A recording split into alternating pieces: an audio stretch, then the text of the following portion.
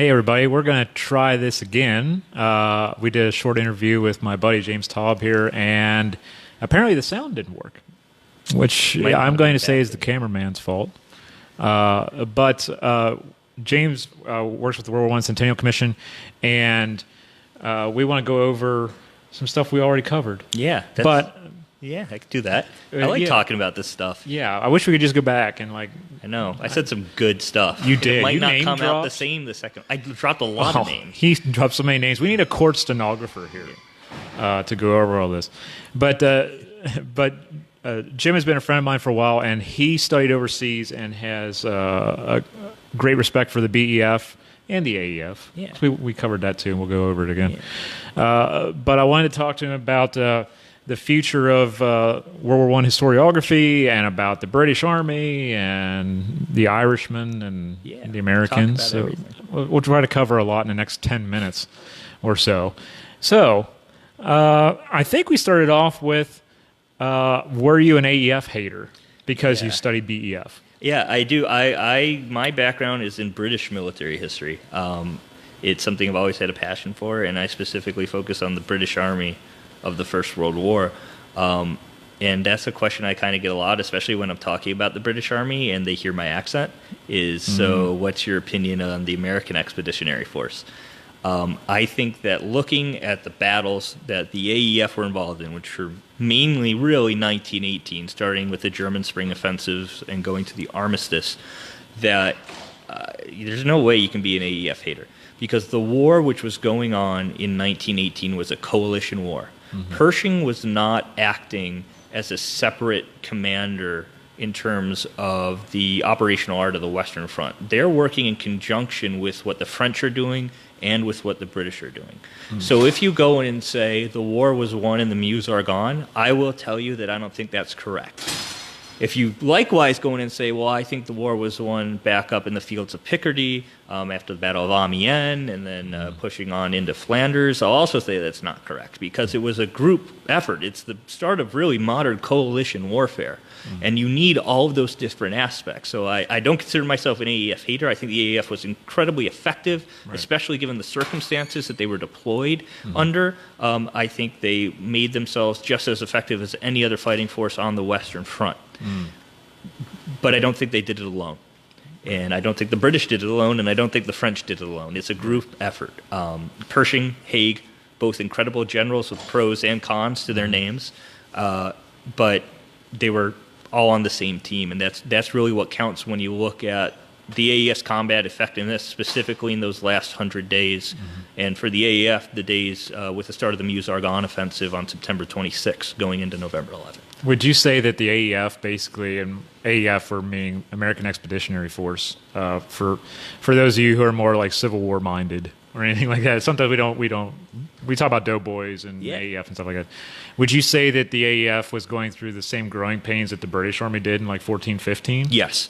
So one of the things that you do have to take in mind, especially when you don't study the Americans, is that we love to talk about the evolution of the British Army now, specifically what they learned in the battles of 14 and the battles of 15, like Loos, Festubert, what they learned at Gallipoli, and then really big, importantly, what they learned at the Somme in 1916. The British and the French had that 3.5, 4 year time frame to slowly develop it, and the Germans responded accordingly. But the AEF really only had about a 6-month period to get from an army that was smaller than the Belgian army to the largest fighting force on the Western Front. About 2 million men get deployed by the end of the war. So it's a very rapid change, and there are going to be growing pains.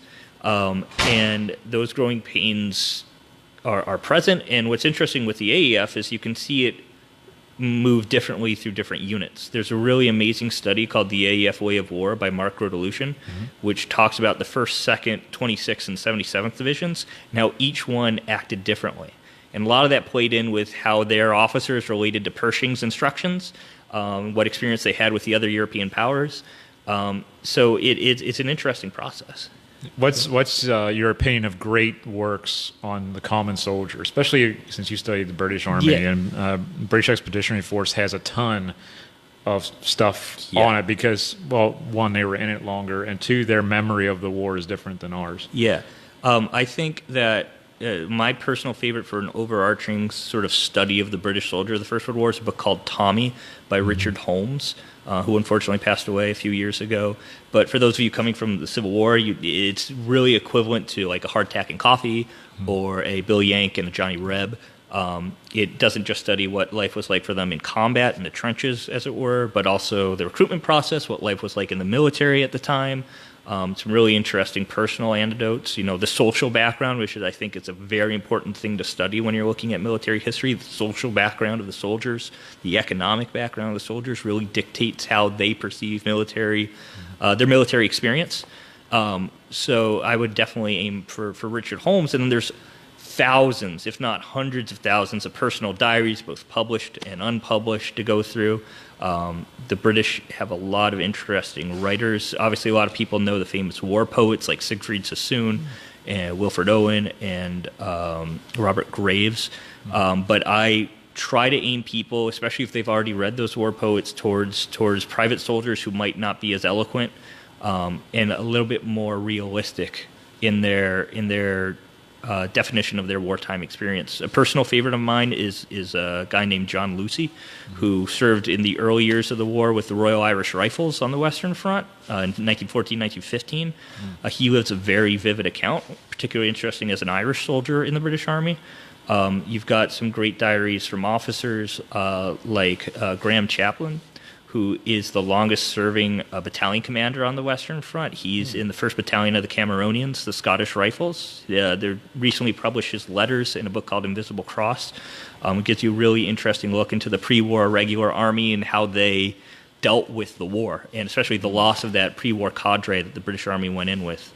You also see books like Frank Richards' Old Soldiers Never Die.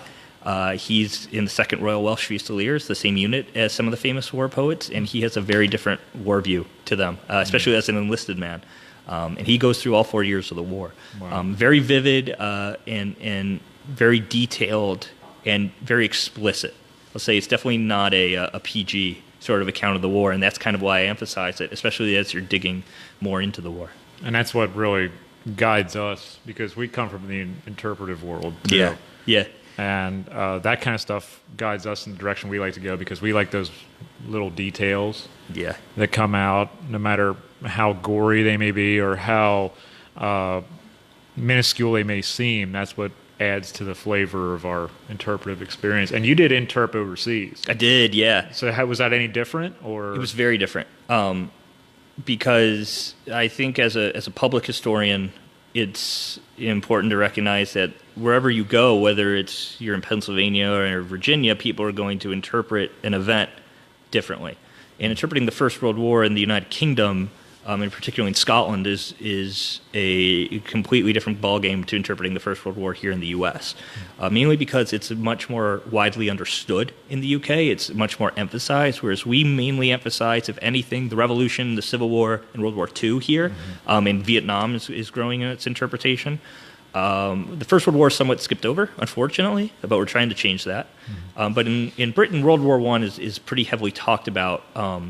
Scotland had a particularly interesting experience, and so to interpret that experience to visitors in Britain and on the battlefields in Europe, it's interesting because they really come at it with the base level of knowledge you would expect to go in the First World War, which is the poets, which is stuff like Blackadder, that sort of lions led by donkeys attitude. And so to interpret to them what the real experience was like for a British soldier in the First World War was really eye-opening to me, because it was the first time that you could really go in and really try to explain to someone your different opinion on it and hear what they have to say back and really engage in discussion.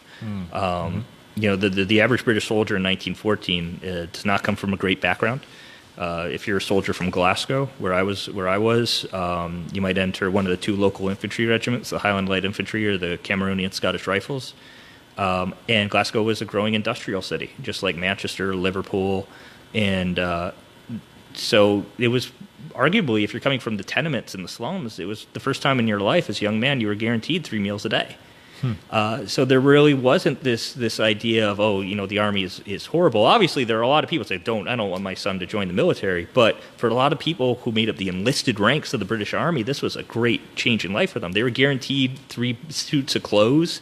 They were guaranteed 2 pairs of boots. All you had to do was drill a little bit, maybe go to India for a few years. And that obviously really changes with the First World War. And something that I really love to compare as we talk about the differences in interpretation is when you interpret the Civil War here at Gettysburg, the American Civil War, we go in as Americans with this understanding of the citizen soldier and this idea that the majority of the soldiers in the American Civil War or in World War II leave their normal civilian lives, participate in the conflict, and then are expected to return to their normal civilian lives unfortunately, as best as they can after the war. Britain, that doesn't really develop until the First World War. This is Britain's first real experience with this idea of the citizen soldier. So that was also really interesting to interpret. That's interesting because, I've never been overseas. I've only ever been to the great land of Canada. It's a great land. It is a great land. That's the land of Tim Hortons. Poutine, too. Poutine. It's poutine down here. Yeah, it's poutine up there. I learned that from someone from Montreal. She almost slapped me. But Poutine Fest is in May, just letting you know. Best dressed unit in the British Army. Best dressed unit in the British Army? Ooh, well, I like a good unit with black buttons, which are the rifle regiments. So I'm going to have to go for... Honestly, I'm going to have to go for the 2 local Glaswegian regiments from where I was. The Highland Light Infantry, which are a standard Scottish regiment wearing trews, tartan trousers, and red coats until the First World War, where they all get in khaki, obviously. Right. And the Cameroon Scottish Rifles, who are a rifle regiment, fast marching. I'm not as massive a fan as I used to be of the Highland regiments, just because I feel like there's a lot of attention paid to them, and 90% of the Scottish population lives in the lowlands, and that was represented accordingly in the British Army. Okay. I think that it's interesting to study the majority, not the minority. And so they're like the World War II airborne. Yeah, pretty much. They're just always talked about. Yeah, I mean, they won the war. Right. Yeah, so I find that I find really interesting, but I think all British uniforms are really cool. Yeah, all really cool. I have to get a special shout out to like the Royal Irish Rifles too, or any of the cool territorial units with the really crazy like feathery hats. Oh yeah, and I'm a big fan of the 303 SMLE. Oh, it's a great rifle. Beautiful rifle. Yeah, absolutely. Beautiful weapon system, and it's so smooth and nice, and you can put down a Hun pretty quickly with those. Yeah. But not advocating violence. just saying. So what is your prospects for the future of our field? I think they're bright. I think they're really bright. I don't really buy into the idea that interest in the First World War is going to die off after November 11th. I think it's going to continue growing. Interest has skyrocketed since the start of the centenary, and I think it will, if not remain there, remain steady, if not go up from there. And I think that's because people have really discovered something that was unheard of before and is incredibly relevant in our everyday lives. You can't watch whatever news channel one watches today, whether it's CNN or Fox or whatever, without having every story in some way relate back to the First World War.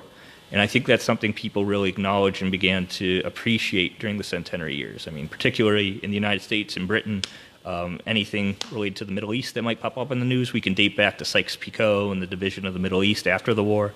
We can look at any sort of troubles in Eastern Europe with that division. So it's all relative, and I think that's the first thing. And I think the other thing is that people are slowly understanding just how misunderstood the war is, whether that's through the changing this idea of the war poets towards an actual citable history of the war, and also something that I'm really interested in as I walk that thin line between academic and public history is the growing level of works about non-English speaking countries coming out in English, particularly the Germans. A lot of great new works coming out in Germany that were not here before the war for English speaking audiences. And really importantly, and somewhat ashamedly, as I say, that I'm a expert on the Western Front, is what I focus on. Stuff that doesn't deal with the Western Front, stuff that deals with the other fronts, which are incredibly important. I had a young student come up to me a few weeks ago and talk about Caporetto, and my mind was like completely blown away that anybody knew who the Battle of Caporetto was. Yeah, that's awesome. So yeah, that's awesome. Yeah, thank you, Battlefield 1. Exactly, Battlefield 1 is great. Yeah, not historically accurate, but great. Right. It's a good introduction. If you play Battlefield 1, I had a Battlefield 1 story. I went and I did a school program at a local school district. I was in my World War I kit, and I asked for questions, and it didn't start off too well with questions. It was everyone's afraid, you know? Yeah. And I said, how many here play Battlefield 1? And the hands went up. And I said, okay, what do you think about the game? What do you think is real in the game, you know, to real life, you know? And then we went through and we said, well, no, that's not technically correct. This is what actually happened. Yeah. It's a great conversation starter. Yeah, exactly. Yeah. And then right after that, I got a question from a student. I think it was a 6th grade class, and she said, so tell me about Bulgaria in the war. And it's just like, where did this come from? Yeah. But that's the beauty of trying to study a very complicated event. Yeah. You never know what questions are going to come out. And then that could lead to her studying Bulgaria and World War I and coming out with a tremendous dissertation someday. There's no way that in the past 4 years we've covered everything we need to cover about the First World War. And there's no guarantee that in the next 100 years we're going to cover it either. Right. So it's it's constantly evolving, and I'm really excited to see what the future brings, because it can only really be bright from here, I think. And we're sitting in the epicenter of that idea. There's always a Gettysburg book coming out. There's always a Gettysburg story coming out. Yeah. So if something involving 150,000 combatants plus their families is always coming out with new stuff, there's got to be for millions of men and women. Yeah, I think one of the things we struggle with here is that we don't have the battlefields here in the United States. Mm-hmm. So we as educators are going to follow to us to sort of figure out what's the best way to connect Americans with the story of the First World War when the battlefields aren't here. Right. So I think there's a lot of work left to do, but I'm excited to do that work. So. And before we sign off, tell us about the work of the commission. Yeah, so in my full-time real life, I'm the education coordinator for the World War I Centennial Commission. And as part of our mission of continuing that discussion of First World War history and learning and understanding, we're helping to build the National Memorial to the First World War in Washington, D.C. It'll be in Pershing Park, right across the street from the Treasury Building, kitty corner to the White House. And it's the only war of the 20th century that doesn't have a monument in our memorial district in the nation's capital. So we're hoping to sort of right that wrong and finish telling the story of the Doughboys to make sure that future generations in perpetuity completely understand and acknowledge the story of the First World War generation and those who served from all nations in the war. Right, and a lot of people think there is a World War I memorial there as a national, but it's actually just a local. It's just the local memorial. And it's right off the mall there, or right to the side. Yeah, so we want to make sure that all folks who participated in the war, whether they were soldiers or whether they suffered at the home front, everybody had to go through the experience of the Spanish flu. That's all part of the World War I story. Suffragettes, that movement's part of that story. The beginning of the modern civil rights movement in America is part of that story, and we're hoping to acknowledge and appreciate that through the new memorial. Right. That's awesome. That's awesome. Well, hey, thanks, buddy. Yeah, no Appreciate problem. Your time. Happy to help. Thanks for tuning in. More interviews to come.